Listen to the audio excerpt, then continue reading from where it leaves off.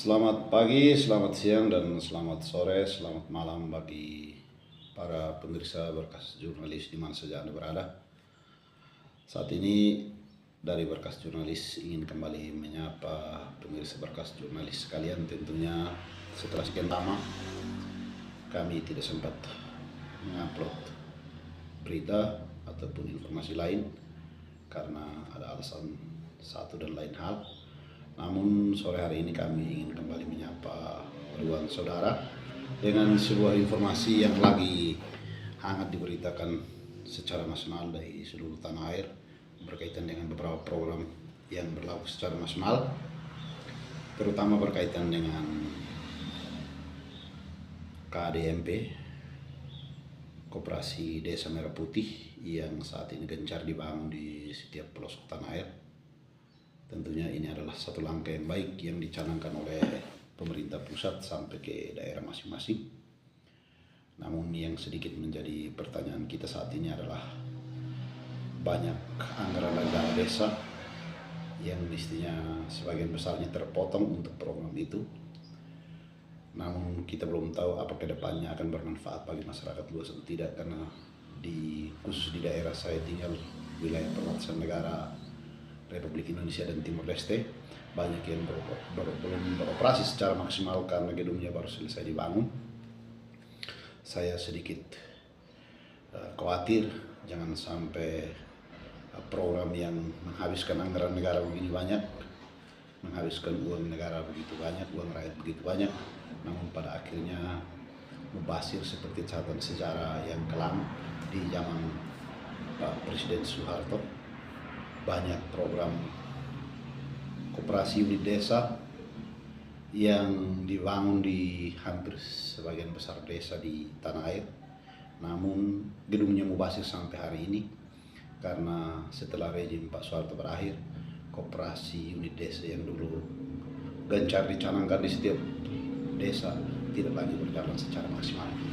Nah, mirip-mirip hari ini program yang dicanangkan oleh Presiden Prabowo sama persis juga, namun berbeda nama, yaitu Koperasi Desa Kelurahan Merah Putih yang sudah dibangun di berbagai desa maupun kelurahan.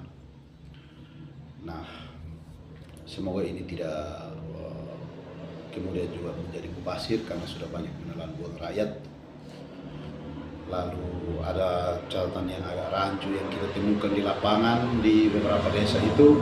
Jauh sebelumnya telah ada sosialisasi dan dari pemerintah desa setempat telah merekrut pengurus-pengurus koperasi, lalu sudah di SK-kan, lalu kemudian pembebasan lahan untuk kemudian gedung Koperasi Merah Putih itu boleh dibangun. Namun ternyata akhir-akhir ini khusus di wilayah Provinsi NTT ternyata ada perekrutan pengurus koperasi. Saya tidak mengerti karena ini belum berjalan.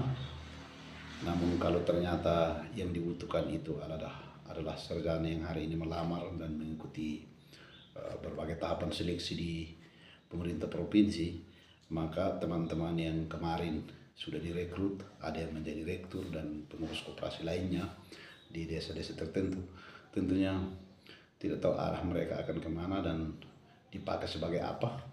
Itu masih menjadi misteri, karena itu nanti harus dilihat ke depan apa tetap dipakai atau tidak. Tapi kekhawatiran terbesar saya adalah jangan sampai kemudian terjadi seperti koperasi unit desa di zaman Soeharto. Hari ini ada dua program yang dicanangkan Presiden Prabowo, mirip-mirip dengan program Pak Presiden Soeharto, yaitu program Pak Soeharto di zamannya adalah program waktu itu seingat saya ada PMTAS, program makanan tambahan yang dijalankan di setiap sekolah dengan anggaran yang sama. Lalu koperasi unit desa juga menelan anggaran begitu besar. Hari ini gedungnya tidak lagi digunakan karena mubazir, manajemennya sudah tidak lagi berjalan. Lalu hari ini sama juga dengan Pak Prabowo mencanangkan program makanan bergizi gratis, MBG, juga Koperasi Desa Merah Putih, mirip-mirip dengan program Pak Presiden Soeharto di zamannya. Semoga ini hanya kekhawatiran saya, tetapi bahwa sudah dipikirkan matang-matang untuk kemudian tidak hanya berlaku di rejimnya Pak Presiden Prabowo, tapi kalau bisa diberlaku di rejim-rejim selanjutnya. Karena pertanyaan saya, kenapa tidak saja kemarin menggunakan gedung-gedung koperasi unit desa yang masih banyak berdiri di desa-desa direnovasi saja supaya tidak menelan anggaran yang begitu besar, tetapi malah dibangun baru. Bahkan ada bangunan koperasi Merah Putih yang masih berdekatan dengan koperasi unit desa zaman Pak Harto, programnya Pak Soeharto saat itu. Ini sangat digelisahkan, tapi semoga bisa berjalan dengan baik.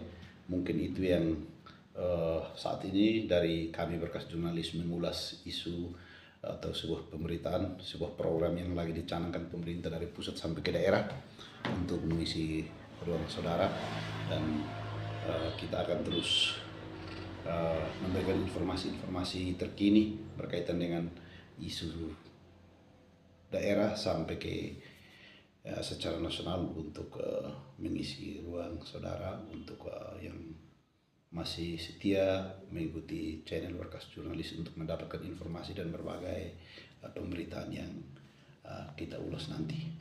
Mungkin untuk saat ini topik yang kami sampaikan adalah tentang Koperasi Merah Putih dan makanan bergizi gratis yang dicanangkan pemerintah pusat sampai ke daerah, yang kami lihat bahwa mirip dengan programnya zaman Pak Presiden Soeharto, yaitu PMTAS dan Koperasi Unit Desa. Mungkin informasi saat ini sekian dulu, sahabat sekalian. Selamat sukses untukmu semua. Salam hormat selalu.